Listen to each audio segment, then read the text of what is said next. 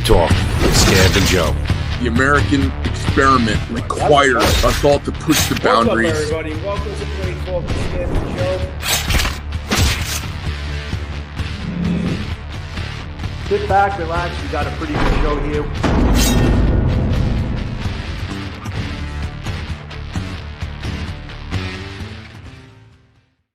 Please don't forget our U.S. veterans. Growing awareness for veteran suicide. Hashtag 22 a day no more. Veterans, you always have a place here.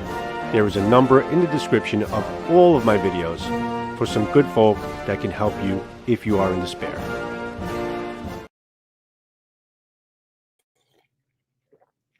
Welcome to Blade Talk, everybody. Really glad to be back with you guys.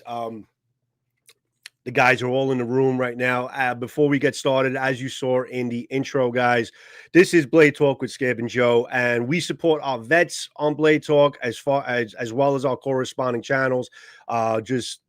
Basic awareness to our veterans. And veterans, you have a place here, and you're very important to us, and that's simply what it means. But to everyone that is filing into the chat, welcome, guys. We're going to try a new feature, which you could see on the screen. There's a new feature that Streamyard just added where the chat actually, as you comment, they kind of scroll on the side of the screen there, which is kind of cool.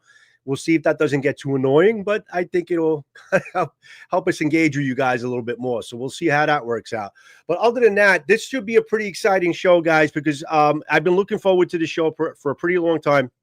Ever since I spoke to Chaz from the Fisher Blades as far as their knife, and I had the Beckwith in my hand, and obviously I saw Scab reviewing it before me, and I was intrigued by it, intrigued by the company. I love just the styling and the whole aspect and their approach, and just speaking to these boys just a little bit just now with Scab, it's going to be a great show.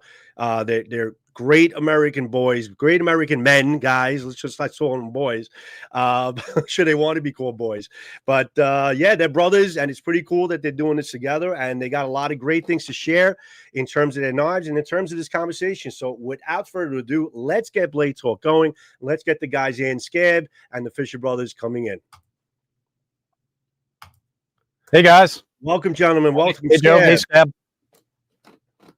What's going on? Well, we're sitting here in beautiful Montana. Nice warm day here, but not hot. What's your cold, a little warm? What's your temperature? What's your temperature? It's probably about 70 degrees right now. No, that's beautiful. About 92 today. Well, right here, right now, I bet it's about. We argue a lot, by the way. You're gonna probably get us into a fist fight if you really want to see some fun. So do we. Don't worry about it. There you go.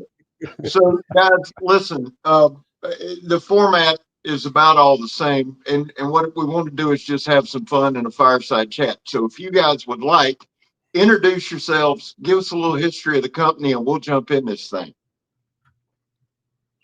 Sure. I guess I'll start. I started in Georgia. I was lucky enough to be an apprentice of Andy Roy of Fiddleback Forge. And having done that, I was also had access to Joey Berry, Dirk Lutz, Alan Searles, all amazing knife guys, knife makers. They happen to those three own Pops now. But after being a apprentice of Andy Roy, I moved out here to Montana and started making handmade knives. And then a couple of years into that, my brother came along, and I'll let him his history. Yeah, so my background in knives is I worked for SOG for a number of years, was part of their executive team. I headed up their sales team, but as part of the executive team was involved in a lot of aspects, really all the aspects of designing and producing the knives, before they actually went to sale. And then right after that, I went and worked for Boker USA. I ran Boker USA for a year. And somewhere in there, my brother and I mean, we've been talking since he was born. Well, since he could talk, and have always had a mutual fascination with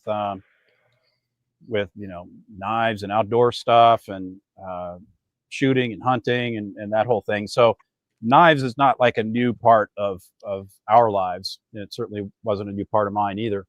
So I think around 2023, my brother and I decided to really go all in on relaunching Fisher blades and doing some new things with it, and that meant a production knife. And so that's kind of how we got to the point where we produced our first knife, the Beckwith Covert, and we now have another knife. Our second knife came online a couple of months ago. You guys have a copy of that, the Beckwith FS, and we're about a week away from a third knife. So that's a brief intro into how we got to where we are. All right, so you guys have a strong background. Obviously, I am a huge fan of Fiddleback Forge. I've had a lot of Andy's work on the channel, and SOG. We've all owned a SOG at some point. Did you have anything to do with the SOG pillar by any chance? Yeah, I was there for the design, development of that, and the launch of that. Okay. That's a good knife. I like that one, but that's neither here nor there. So we got the Beckwith Covert and the Beckwith FS, right? Now, if you guys want to announce the third one on here, that's great. I think you already have made it public. But let's talk about the first one. Where did the concept come from? Why is that your first one? Why is the Beckwith Covert your first production knife? Well, I'll speak to it. My brother might want to interrupt to refute me or support me. But as you know, because we've had this conversation, I've been involved in combatives and martial arts and Kung Fu for a long time, almost 30 years continuously. When I was a kid, I did it. But then, as an adult, it's been close to 30 years that I've been doing. I started off with unarmed stuff in Wing Chun, and a very unconventional, unorthodox school out of Denver, and did that for a while. Became a teacher myself, founded a school in Seattle. While I was there, I had exposure to a tactical skills school called Insights Training Center, which is run by a former Army guy, former Special Forces guy in the Seattle area. And they do all sorts of stuff. They do, pistol stuff, rifle stuff, unarmed stuff, knife stuff. And so I've always had it in my mind. It's always been kind of a part of what I think about on a daily basis, how to deal with bad things happening to you, right? And whether you have a tool or don't have a tool. And so I've developed this idea of what I would like on my person in terms of an edged tool to get that job done. And so my brother, having heard all of my ranting about that, encouraged me because he thought some of my ideas were pretty good. And he said, well, design something. And I had not personally designed anything before. And so I put it on paper, and then we put it into kind of a mock-up. And I'll have to say, I haven't done. I've done a little training with my brother years ago, but I am not a martial artist. I do not train.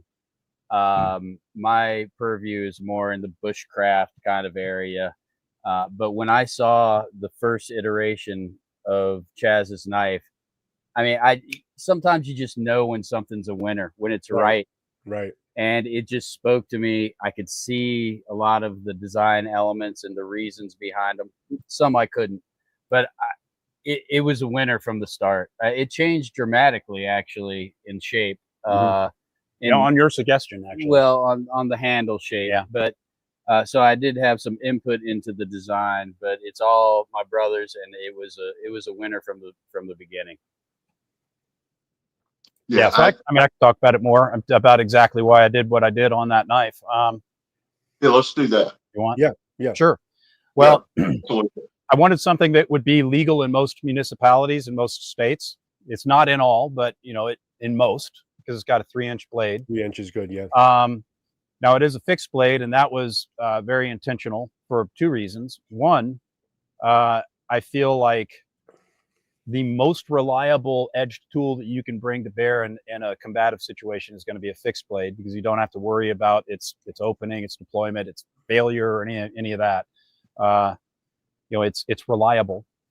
And third, and this was a very practical and economic matter, developing a folding knife on a very small budget is very hard to do, and it would have required some concessions and some compromises that I didn't want to make. Namely, that we'd probably have to have it made in Asia, and we didn't want to do that.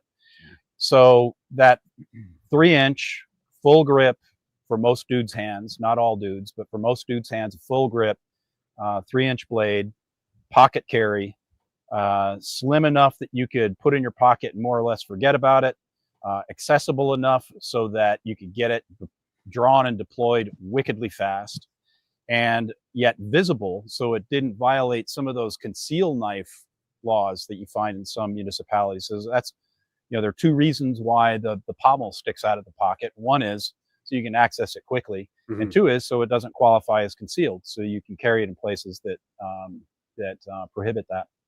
Yeah, I have to stress that the size of the knife is so crucial, because if it's too big to carry comfortably, you're going to leave it at home.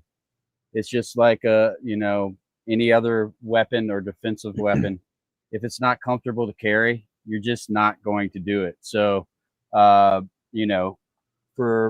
for some guys, they feel like this handle is fairly small, and it is. I mean, it's not a huge handle, but the way it nests into that pocket, and the way it locks into your hand when you need it, it's a great size. It's something that is easy to carry every day. Well, yeah, and then one final note on size, real quickly, Scab. Take your time. Is one of the techniques that I tend to be biased toward with self-defensive blade work are targeted, what I call power slashing or power cutting. So it's not slashing like this, whereas you're just kind of surface cutting. It's almost punching your target and then, going for penetration. So it's deeply penetrating cuts that are always targeted. They're targeted toward where you're going to get maximum leakage on that, on the bad guy. And so the idea of it having, I wanted it to be, obviously it can be used as with thrusting techniques, but really this is made for deep penetrating power cuts. And, that's what I tend to be biased toward in general in my training, the Pinchak Salat training I've had, and that other tactical training I've had. Yeah. I'm well aware that there are guys but it also requires a lot of training, right? You got to really know your anatomy.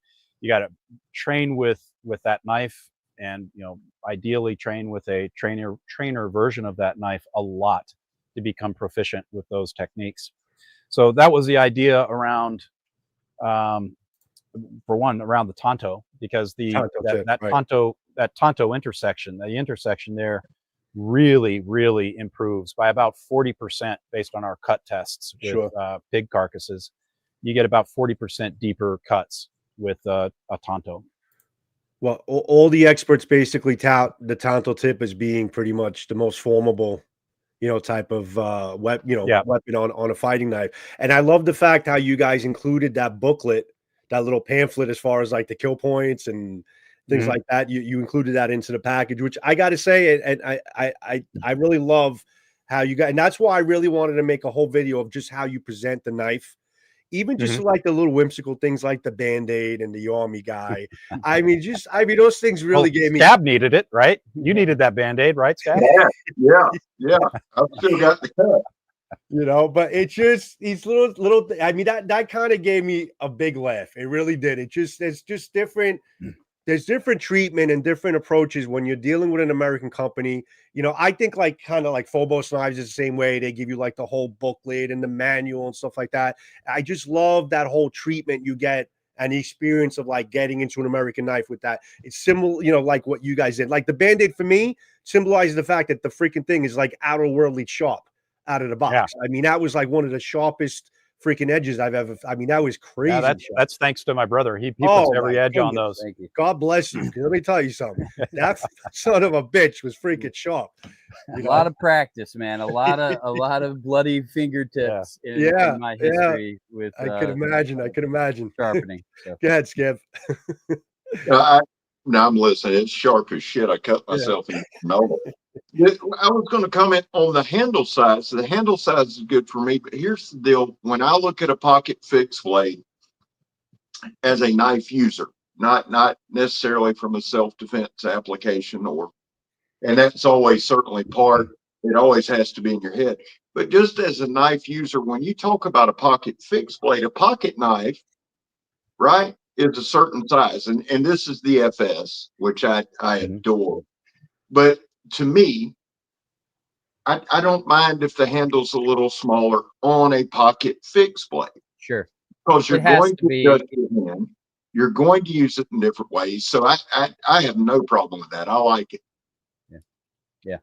Well, we alleviated a lot of the worry about the size with the FS, which, for guys who really just want, who have massive hands, they just gravitate towards the bigger knife. Did you guys always know that you were going to come out with a larger version of the Covert when you produced? Pretty much. Because we thought we might. It's just so perfect to having both. Yeah, we thought we might, and then we came out with the Covert. We got a lot of feedback. Most of it was pretty positive. A lot of we got more comments than I thought we would get about the size, about how people wanted bigger handle, bigger blade, and we thought about it a lot. We talked about it, of course, and then it became obvious that we had to do it, because it was asking for it. Yeah. Well, the FS, I like them both, and at some point I'm going to jump in on one of those runs and get the Cobra. But the thing about this thing, both of them, to me, is fidget factor. They're actually both very fidgety, and the longer I'm in the knife world, you see all kind of. It was kind of cool because I got to talk to you guys at Blade Show. Chaz looked wore out, man. He had enough. But it was like this year, it was kind of odd, and Joe missed it because he's just that way. But this year it was almost like a self-defense fighting theme. I got to meet Tomas from Tactical Tavern and Rolando and Lynn. Do you guys see how big of a group is that? Chaz, you would know. I mean, the martial arts, is that a large section? I don't think the martial arts segment of the market. You're talking about the knives? Well, like the knife size? Martial arts, yeah. Or are you talking about the user groups, the market? User groups. Okay. Yeah. I would say that martial artists are actually fairly small, compared to knife guys. It's a small population, right? Yeah, I would say. I would say that there's a pretty healthy number of people, and I don't want to hazard to guess a number, but it's got to be millions of guys who are concerned enough about self-protection and family protection and self-defense and all that they're willing to have a tool specifically for that. A lot of them, of course, are willing to have firearms. And, if you're willing to have a firearm, you should be willing to have a knife. In fact, I think you should have one as a backup. Yep. And so I think it's probably pretty big, and big enough for sure to support. Obviously, it's big enough to support the knife makers who are making knives for that market, because we're all here and we're still in business, right? Listen, the elephant in the room, and Scab could tell you all the time because he makes a joke about it all the time. There's always, every knife that we present, there's always one guy in the room. Well, is that knife going to be great for self-defense? It's just always a question that comes up on any knife that resembles any type of a fighting knife. That is always the question that comes up. That's always the elephant in the room. So it's we could be doing a freaking bushcrafting knife and we'll get the same question. Oh, and that's a legitimate question. Yeah. But it's also, I think there's a pretty obvious answer to it, is that every single knife can be used for self-defense. Right. I mean, you don't have to get one of our $300 Beckwith coverts to defend yourself. You could get cheap, Asian made thing for $30. It's still gonna do some harm, right? Or a different design, and or a different design. My brother and I have talked about this, is the difference between good or bad, right or wrong, and preferences. And a lot of knife makers are very opinionated, and that's great. But a lot of it comes from preferences and not right or wrong. My brother is trained in a certain way. That's why he likes the Tanto blade shape and all that. And when we give our opinions about things that we like or we think are right, better or worse, it really comes from a point of preference. And we have great respect for people who have different opinions, and they've made it work for themselves. A certain design knife that I wouldn't touch for a certain task, other people are very proficient, and good on them for that. So we try to keep that in mind when we're designing and communicating, is that it's more than, it's not as simple as right and wrong, bad or good. A lot of things come down to preference of the user. Well, I'll tell you this. People mention the guns, and I agree you should have one. But what a lot of people miss, especially online, is this: you're not getting jumped by SEAL Team 6. That's not. You're going to get jumped by meth crafter Bob or a crackhead, and it's going to be up close, very personal. They're in your space, and unless you train daily with firearms, and some do, but not many, it's going to get on you quickly. So having something like this that you can get to very quickly, deploy quickly, and you can use that just like that. If you don't want to hurt anybody other than to get them back, and there are people that don't, you could do that and just get them off of you. Make space. That's why I like this knife so much. I really do. There's a lot of reasons I like the knife a lot. Can we talk about the next one you got coming out?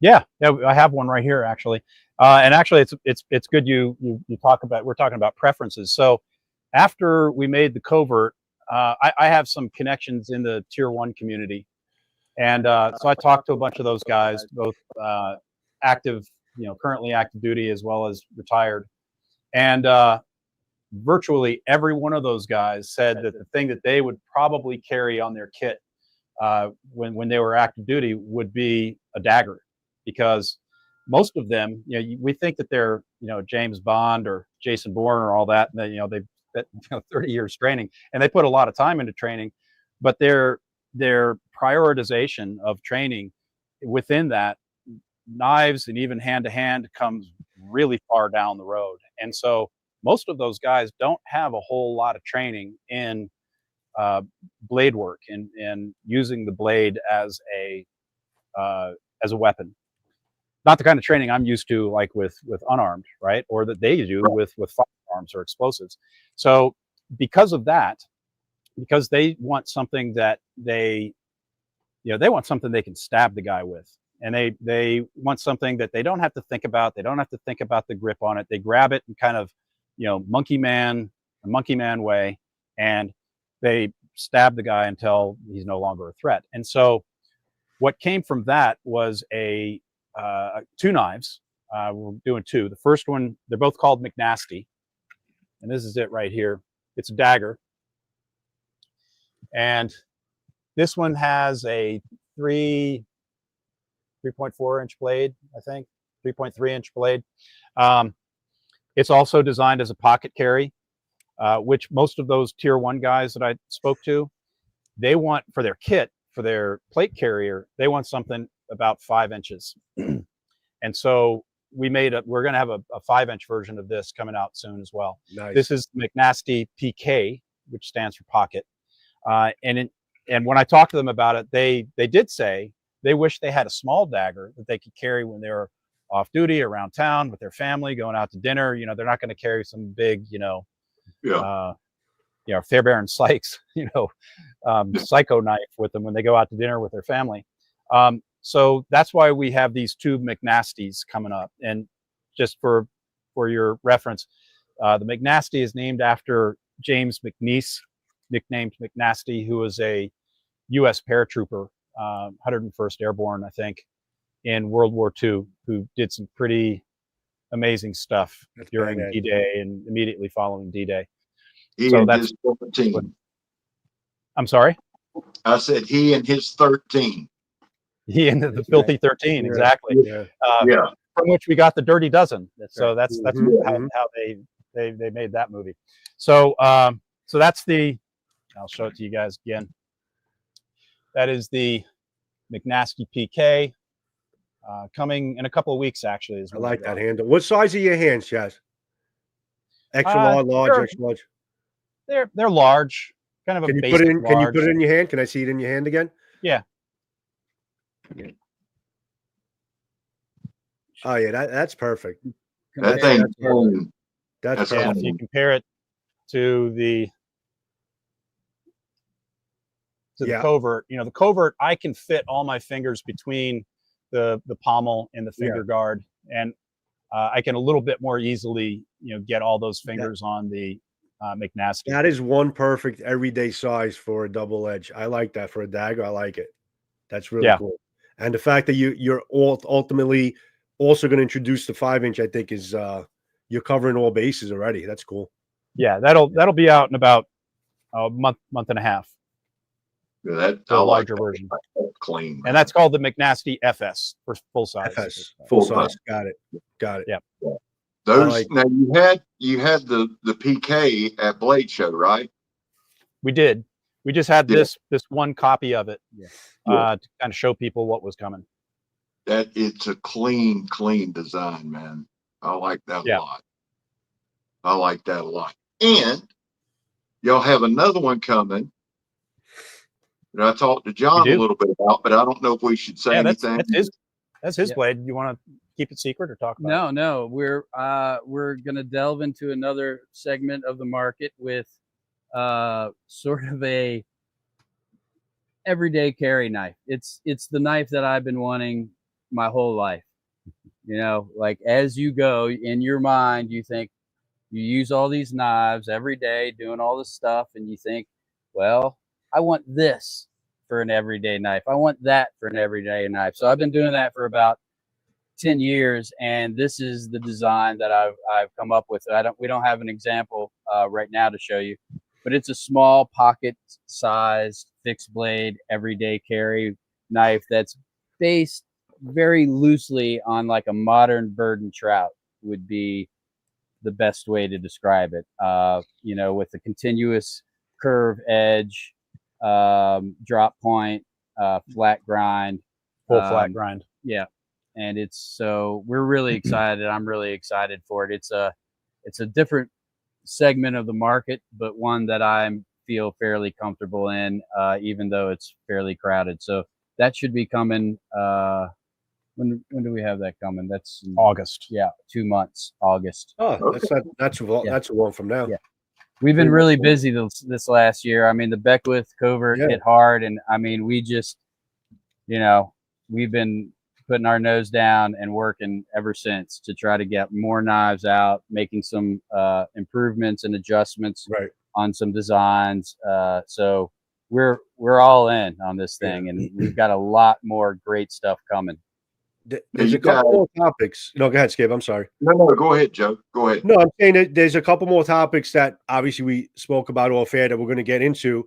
One of them that maybe this is probably a good time to get into is maybe the production, like how you guys handle your production, because I assumed you guys had your hands in making some knives, but obviously you can't do it all yourself. So maybe if you want to talk about the production and also lead into with that as far as your choice of materials, your choice of steels, and why you chose these steels to use in your knives. And we'll talk about it, the whole steel conversation, which guys in the chat, it's going to be an interesting one. But guys, go ahead. Let's talk about your production first.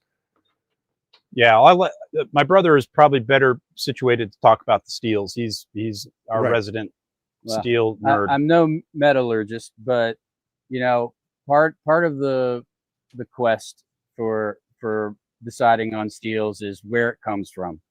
Obviously, we want European or American made, not China steel. And that's how we feel about it. And you can like it or dislike it, but that's who we are. You know, the steel question is always interesting, an interesting topic, because steels have become largely fashionable, right? Like Magna Cut came out, it becomes it's a great steel. I'm not saying that any one steel is terrible and it gets more attention than it should, but people become so fixated on the steel that I think it's a disservice, or maybe not a disservice, but it's not seeing the forest for the trees all the time. You know, one thing that I've mentioned before in other podcasts is way back when, 10, 15 years ago, when I was heavy into the Bushcraft USA forum, there is a guy, an old man, who had learned how to break down deer with a Swiss Army knife with 440 steel that is soft as can be, which is, there's nothing wrong with that. I mean, you can get it very sharp very quickly. You just have to sharpen it more often. And this guy, broke down deer with a 440C, soft 440C, or it might have been 12C. Who knows? But, yeah. But a Swiss Army knife. A Swiss Army knife with, low quality steel Yeah. is what people call it. Yeah. The other aspect of steel is, of course, there's the steel, and then there's the heat treat and temper, which is as important as anything else. I mean, you can take the most amazing technologically advanced steel in the world, and if you flub the heat treat or the temper, it's just the metal stick. So people have to realize that the steel is just the beginning. The temper and the heat treat is what extracts all that potential out of that steel. And I would imagine that many people out there would not be able to tell the difference between vastly different steels without using the knife like day in and day out. Now, edge retention, you can tell, one knife holds a steel longer than another. Is that the steel, or is it a better heat treat? Hard to answer that question. That's the question, right? That's the question. And we really do want to try to educate knife buyers and knife people that the steel does not give you a great knife.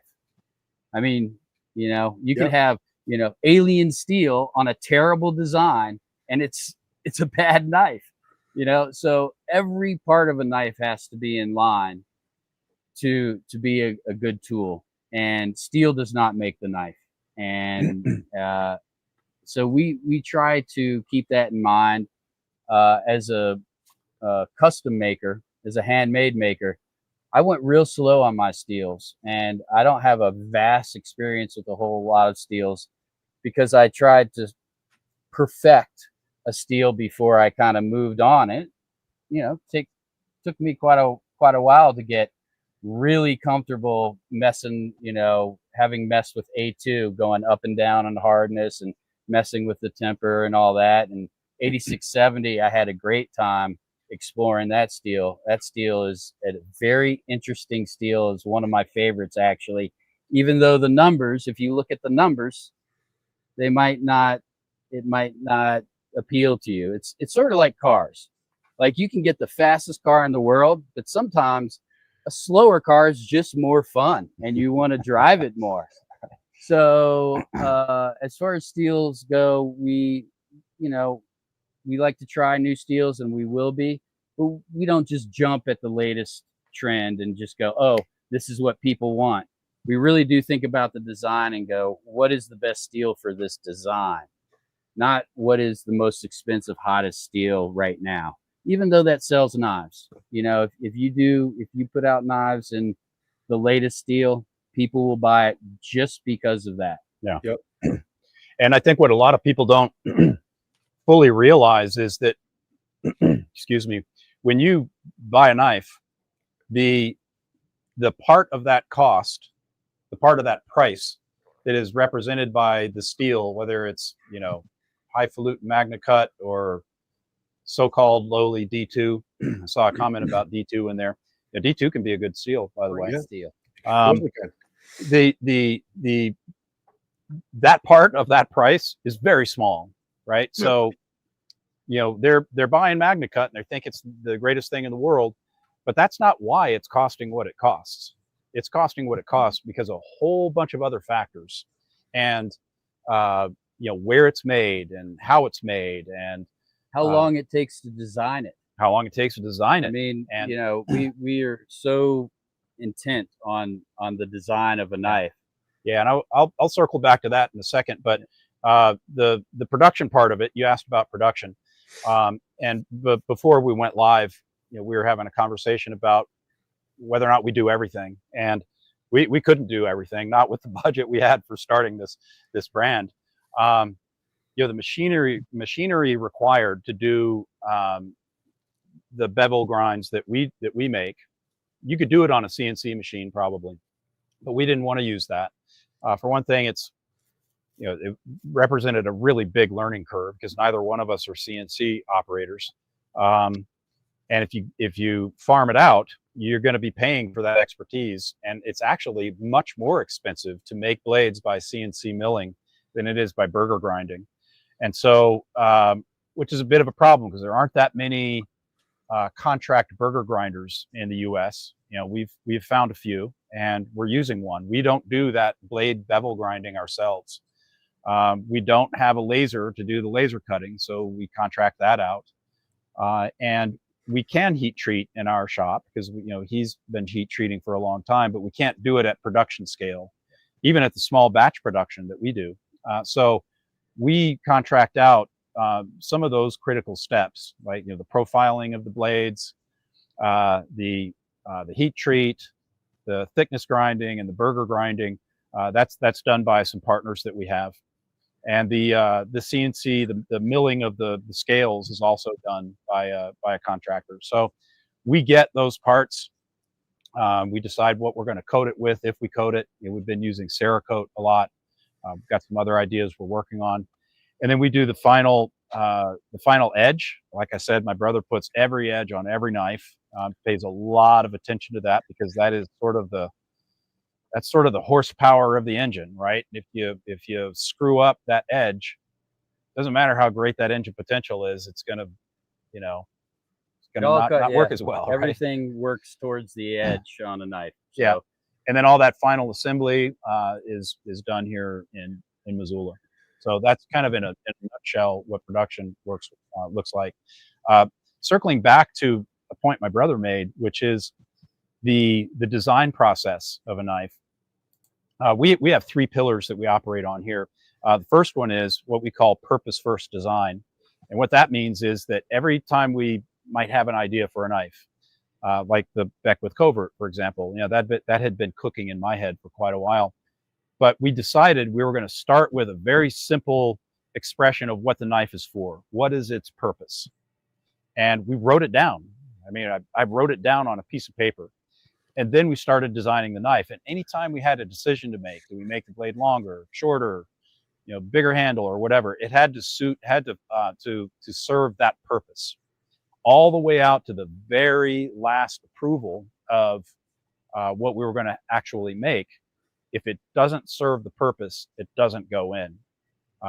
Even cosmetic things, right? Like we have liners. You can't see it in this Covert because it's all blacked out, but it has black liners. So we got we got to this final stage where we're almost ready and we're putting scales on it. And the thin scales, 0.125, didn't feel like a full enough handle. And the next step up in scales felt too fat. So we're like, damn, what are we going to do? How are we going to get it to feel just right? And so, we put some liners in it. And we thought, okay, well, the liners are there for a purpose. They're not there to make that pop, that color pop. That color pop is a concession to, I guess, an aesthetic. But the liner is there for a reason. The liner is there to make the handle exactly what I wanted to make it. And which might not work for everybody, but that whole purpose first design, every single knife we make goes through a really grueling process for that. I mentioned the McNasty. I am not a tier 1 operator, so I didn't know exactly how to design for tier 1 operators, so I just talked to a bunch of them, right? I know a bunch, and we had very long conversations about it, a lot of back and forth about what works and what doesn't work, and what they wanted and what they didn't want, and then every design decision that we made went back to that purpose, went back to some of those tier 1 guys for their feedback, until we finally landed on what the final designs for those are. Now, is it going to satisfy every tier 1 operator's preferences? Probably not. Almost certainly not. But it for sure satisfied the ones that we spoke to. So that process of purpose first design, it takes a lot of time. It takes a lot of effort. It takes a lot of iterations of prototypes and drawings, and then prototypes, and then pre-production models. And so that is part of what is paid for in a knife, is our time, right? And not to denigrate other knife companies, but I've been in them, I've worked in them, and I've seen design processes that are just so fast and so Shallow. They're shallow. They're like, we need a knife that looks like this.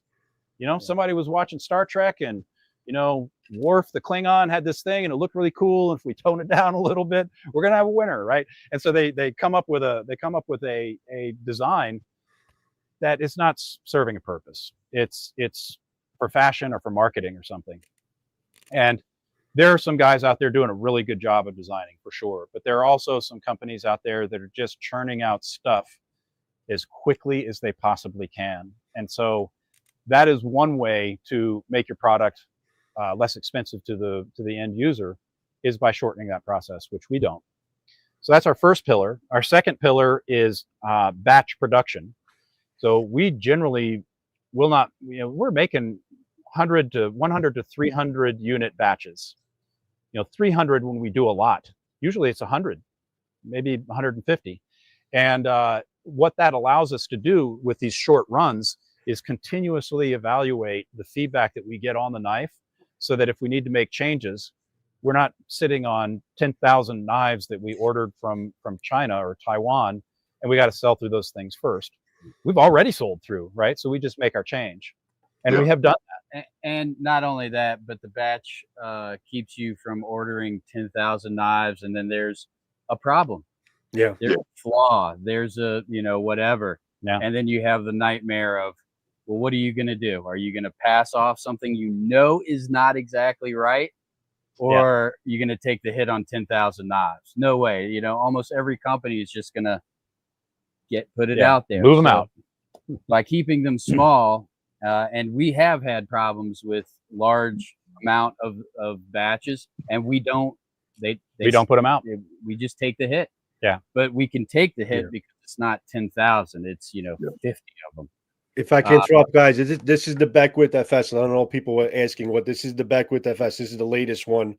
And when is the next batch you're going to be releasing on this? I think you said July. That's in about 2 weeks. 2 weeks. We get batch 2 of that is coming out.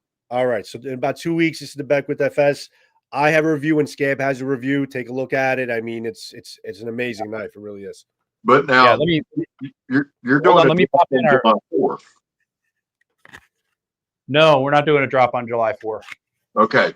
Well, we just dropped what we call the Liberty edition of the Covert. Okay. It's all red, white, and blue and patriotic stuff. Nice. We still have a few of those. I'm sorry? I said, let's get back to your pillar. Oh, yeah. So, first pillar is purpose first. Second pillar is batch run production. Third pillar is made in America or not at all, effectively. Mm-hmm. And, I know you guys have done something. I think one of you guys did something recently on the made in America thing. Yeah. I can't remember. Was it Joe? I thought so. Yeah. I didn't. Yeah. I'm not dinging people who make stuff in Asia. I mean, I get it. It's inexpensive, but they're using slave labor effectively, and they don't have environmental controls, and there are a lot of reasons why that labor is so much cheaper there, which is great for kind of a global consumer economy. And again, I'm not knocking it. It's just not what I want to do, right? I wanted us to make a fully American-made product. And it's not all about not going to to China or Asia. It's also about just, supporting our friends and neighbors here in the United States. Yeah. I mean, the people that we've partnered with, we're a part of their company. Yeah. And we're building each other stronger and making our communities stronger, I think, by using people here in our own country. So yeah, we it's feel strongly supporting about American workers. Like we could have paid our hardware for these knives costs almost as much as the untreated, uncoated, unground steel, because we're making it in America, and it's getting machined out of American steel by an American company that that hires American guys. Keeping that money here in this country. Yeah, and so it was just important to us, and so that was that third pillar, and that both constrained us but freed us to not have to worry about chasing price and cost. We still do, obviously. We don't want to pay more than we have to, but we don't want to get in this game of chasing chasing down to the lowest price ever, right? It's just not how we want to do things. Well, honestly, I like what you do with the purpose driven. That keeps you on point. It keeps you on focus. And really having that as a tenet of your business, it's just, to me, I like that. I like that a lot. It keeps you focused on what you need to do and not worry about anybody else. And it keeps the bullshit out of a knife, to be honest with you. Yeah. There's a lot of guys and a lot of, and it's not a knock, it's a fact. I think at one point we probably were in the golden age of knives. You literally, there's hundreds, if not thousands of makers, thousands and thousands across the world. And we'll see how that goes.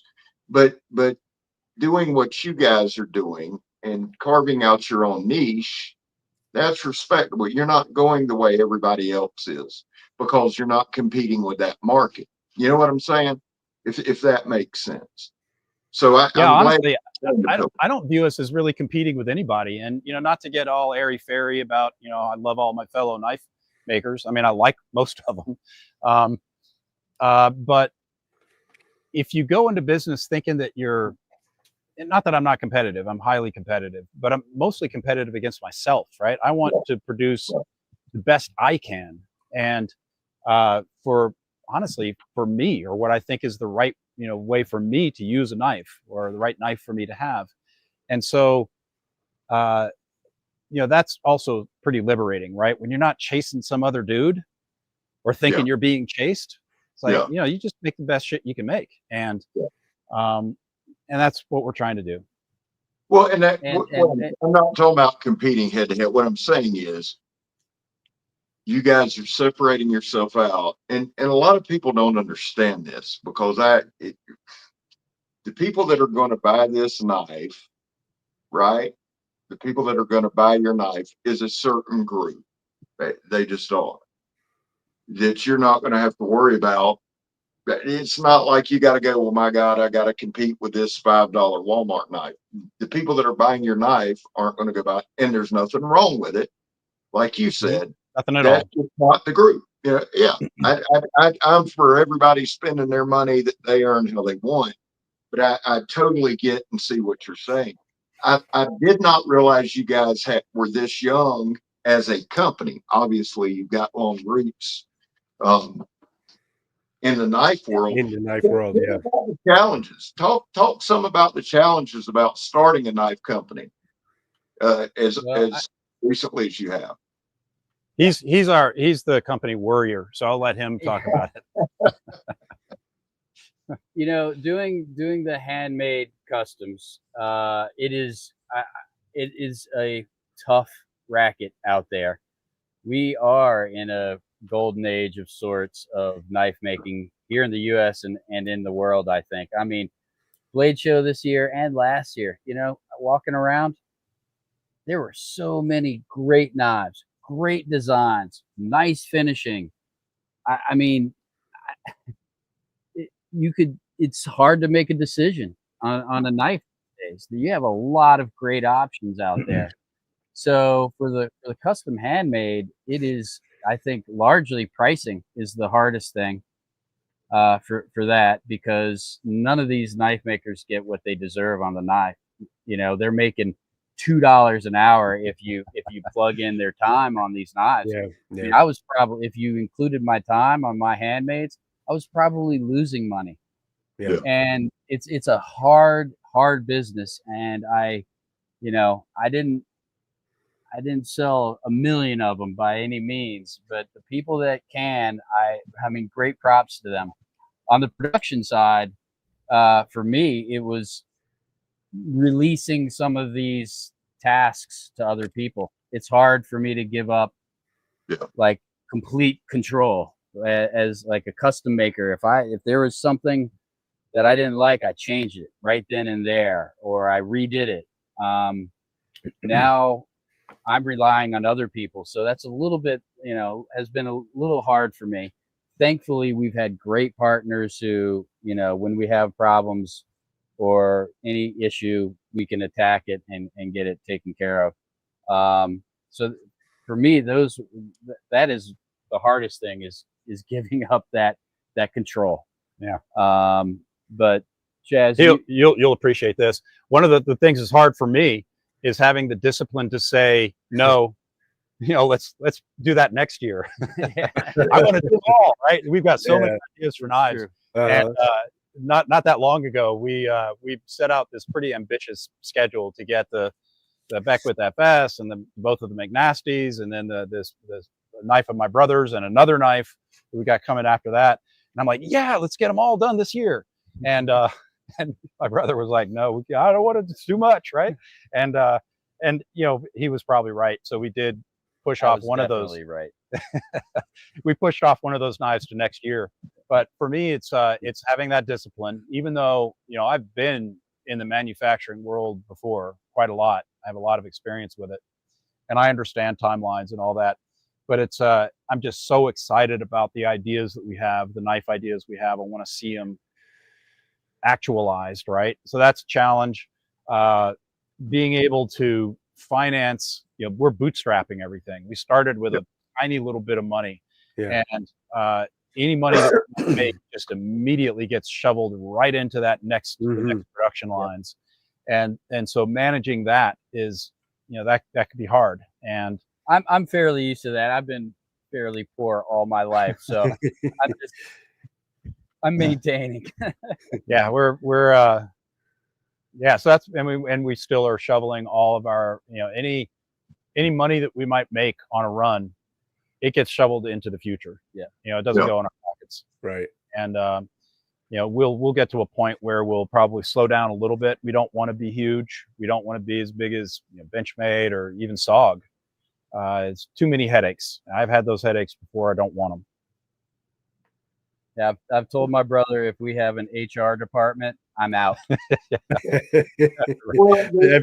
No HR here. Yeah, that's right. It's just a super simple rule. If we work with somebody, if we hire somebody, just don't hire an asshole. Right. Yeah, they got to be able to do their job and don't be an asshole. Well, we've already screwed up. Yeah, we've messed that one up.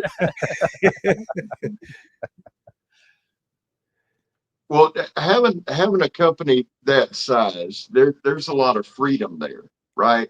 Do you guys have notebooks full of designs? Mm-hmm. Stacks. Well, let's do it this way. John made knives, right? So I kind of got an idea. But Chaz, since the Beckwith was your first knife design, have you taken off? Have you just started now? Has the creative process started? No, I had other ideas, but the Beckwith Covert was sort of my dream knife that I wanted. Now, I do other stuff, right? I'm not just a combatives guy. I hunt a lot. I spend a lot of time outside, and so I've got some ideas for that space for what my ideal backcountry elk knife is. And so it's possible you might see some of those ideas come out next year for that particular knife. And we have a bunch of other ideas. I have sketches, not like his. I have templates, and a wall of them. Yeah. That's one of the pitfalls of custom or handmade knives is that you can have two different models that are just slightly different, and you know the difference, and it's a big difference to you and maybe some others, but your average guy is going to look at them and maybe not even be able to tell the difference between the two of them.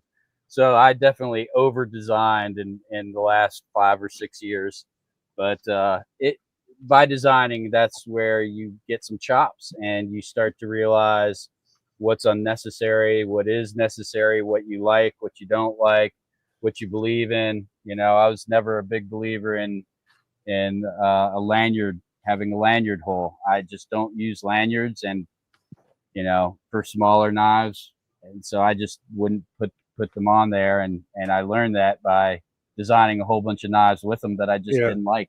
Yeah, we were having the lanyard discussion just a few hours ago. What do you guys think? Should we put lanyard holes on our knives?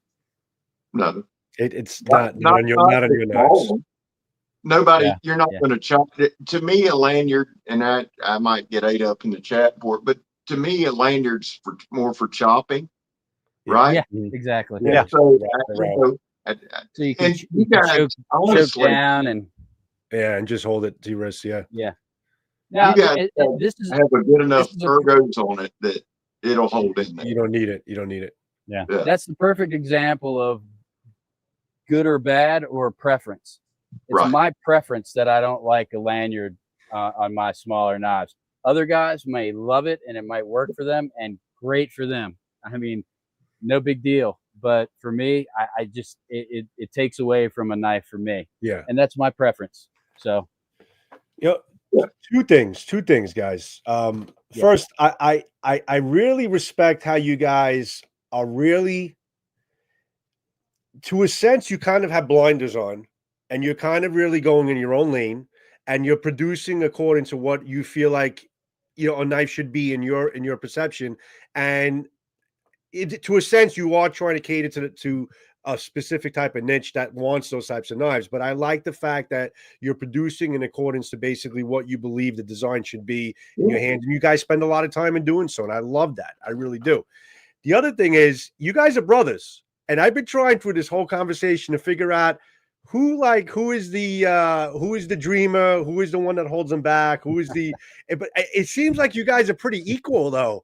I mean, we're not. It actually, looks like you guys are, but probably not. I'm sure, because I have a brother too, and we're in the same line of work together, and I know how that could be. Oh yeah, it's great. Thankfully, we do complement each other's, weaknesses, I guess is the way to say it. You know, we've worked before together. Yeah, we worked together before at a family business shortly, and then at two of my brother's startups 30 plus years ago. More than 30 years ago. So we've had a lot of work time together, and thankfully the two of us basically make one good business person. I think we kind of worked through some of the kinks, but it has taken some holes in walls, a few screaming matches, a few storming offs and coming back to it later. But yeah, we quit. Yeah, I don't know. I think we have a good dynamic. You know, he's a bit more detail oriented than I am in terms of like QC and quality control. I'm a little bit more lax on that. I'm extraordinarily purpose driven. Not that you aren't, but I go to sleep at night thinking about knife purpose and what it means for a particular knife for me, and I will go over it and over it and over it. And you probably do too, but I hyperfixate on it. A great thing is that I came from handmaids and he came from the production world. So that gives us a really interesting perspective together on the knife world and having a knife company. I see a lot of custom handmade makers, they'll hit a certain level and they just can't get any further. And I think it's kind of a lack of production type thinking. I certainly had that problem. I was doing just my small amount of knives, just chugging along, not thinking bigger. looking right in front of me at the knife, you know, that I had just made, and kind of doing that. So I think the different backgrounds that we have certainly give us a much better product, because I look at a knife like I made it by hand. And so any problem with it is, you know, just screams to me, and I can't stand it. My brother understands production and, you know, larger numbers, you know, the chronology of doing a production knife, stuff like that. So together, I think we're a pretty formidable Yeah. team. It's like Reese's on Reese's peanut butter cups. You Yeah. guys might or might not be old enough to remember that. 2 great tastes, 1 great flavor, right? Yeah, I remember. I'm old enough, trust me. All right. Like the old dude sitting here. Well, man, Joe, what you got any more questions? Good. I'm glad. No, Joe, do you have anything? No, honestly, you guys compliment each other, man. And I see that, and that's great. It's just you guys both bring so much to the table from what I see. And I'm sure there's some struggle behind the camera, but it seems like you really do compliment each other, and you just really make it work. And the most important thing is that you guys have the same belief system in terms of what a knife should be, how it should be made, where it should be made, yada, yada, yada. So that's a good thing. And I love what I've seen from you guys so far, man. It's been great. Well, Thank you. thanks for saying it. Thank you. It means a lot. You Yeah, guys, it really does. you guys have you know, a lot of credibility in that. So you're what you think, what you say matters. Yeah, I Thank you. like where you're going. I like Yeah. where you're going. I enjoyed meeting you guys. I like the purpose driven. That just usually when we do these, there's usually 1 or 2 things throughout the talk that resonates, and the purpose driven resonates with me. And I think it resonates with me now. The more that I do what I do with knives, this isn't a shot at anybody. I don't want to say that, but you can see, you know, who's putting out knives just to make a dollar, right? And then you see people who are actually putting thought into the knife, and that those are the guys that I like, kind of gravitate towards, because you can go get a steak knife and do whatever you want, right? Mm-hmm. But it's the purpose driven, and that is not only smart design wise, it's not only smart function wise, but it also tends to be smart safety wise, right? Mm-hmm. You're not putting frivolous shit on that could hurt somebody. And Right. and I think that has a big part of it too. I really like the direction. I really do. Absolutely. Cool. Thank you very much. Yeah, thank you. Much appreciated. Yeah. Now, do you guys, is there anything you guys want to delve into? Anything we left out? I do want to ask you one thing, and I'm sorry, and then whatever you guys want to do. The drop you just had with the red, white, and blue. Yeah. How many was that? 50. Okay, so that was a special batch run.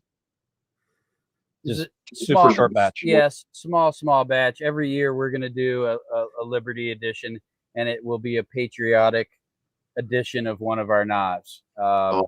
As you can tell, my brother and I are very patriotic, and we love to celebrate this great country. Mm-hmm. And that's one of the fun ways that we want to do that. So we'll do that every year, and it'll be a super small batch exclusive, you know. So the guys that want those, you know, they go pretty quick. Yeah. With those. So yeah, actually, I will mention, you know, kind of riffing off of that. We make 2 kinds of batches. One batch is called, they're called reruns. The first one is the first batch, and then we can rerun that batch, kind of same steel, same colorways, whole deal. But we also make what we call unicorn batches. Unicorn batch is in a color makeup or material makeup, color and material makeup that we only will do once. And once we do it, it's like done. We won't make that again. And they're indicated in the etching on the blade, there's actually a little unicorn on there. So that's how you know if it's a unicorn or not. Yeah. And that's pretty cool. And then the reruns, we'll rerun those, right? Like, we've done, black Beckwith coverts, red, black coverts for, I don't know how many batches now, but quite a few batches. And we still will. It's our most popular color and material. We've done a Magna cut in that Beckwith covert, and versus AEBL, which is what it is normally in. For those people, and you've heard them, we've heard them. If you did the Beckwith FS and Magna cut, I'd get it in a second, right? We'll probably do a Magna cut at Beckwith FS, just because we could do it. We can with that small batch. Again, that's what the batch production makes possible. So I thought I'd mention that, because there are still a bunch of even our customers who get those unicorn knives don't quite understand, once they're gone, we'll never make them again. Yeah. And they still don't quite get that. Well, I'll say this real quick. The AEB-L is my all-time favorite steel. And the longer I love, man, that's just my favorite steel. I love it. I fell in love with it, with William Collins knives. And I'll take that any day. We talked a little bit up front about different niches and different groups and all in the knife world.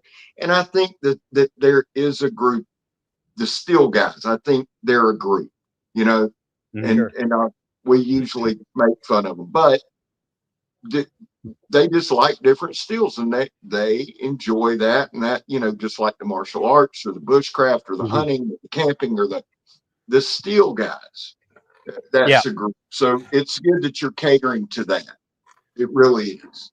It really, really is. Yeah, and we don't mean to disparage those guys that are just super focused on the steel. No, I'm a guy that just goes from use, right? Like, the right steel is the steel that's best for the knife and its uses. Yeah. Not necessarily the one with the, edge retention is not everything. There are many other things that come into a knife. So I get it, because I can fixate on one aspect of a product, a whole lot, and find it very interesting. And people collect steels, or will only buy one or two steels. So I get it, and I appreciate it. But we kind of come from more of a use case. Mm-hmm. Yeah, absolutely. Me too. Yeah, which I don't disagree with at all. Joey, take it from here. Guys, very much enjoyed this. I really did. And likewise. Thank you. And I listen, and I know we always say this at the end of every Blade Talk, but I really honestly, guys, this is your platform. If you guys ever want to come on again, any new runs before, maybe some new batch runs or anything like that, new designs or anything coming in, please. I mean, we'll be glad to have you. I'd love to do that. You guys are really fun to talk to. And you know what we should do is pick like one topic that we can get into depth with, one or two, because an hour goes really fast. I mean, we talked about a whole bunch of stuff. Oh, we could go stupid about any one of these things. This is great. This is a great introductory show, because now at least, listen, we introduced you guys. You guys told us your back history. Now we can just really dive into certain topics, which we have done with other knife companies and stuff. Yeah. We'll have the intro, and then we'll go in and say, all right, what are we talking about? What knife we're talking about now? And just go from there. So I think that's definitely something we'll be looking forward to, you guys, moving forward. But we'd be honored to come back on with you guys. Yeah, we'd love to have you. Honestly, love to have you. So everyone in the chat, I think people are really they love the FS. A couple people really looking forward to kind of grabbing that. And you said it again. I know we've repeated a million times, but the next drop on the Beckwith FS, 2 weeks. 2 weeks from now, guys. In about 2 weeks. Yeah. In about 2 weeks, look for it, and maybe 3. Okay. Yeah, 2 or 3 weeks. We're going to be releasing the McNasty PK and the Beckwith FS. Yeah. Within about a week of each other, within the next 3 weeks. You know what? I got an idea. Can you please let Scab and I know 5 days before you're going to be literally dropping it?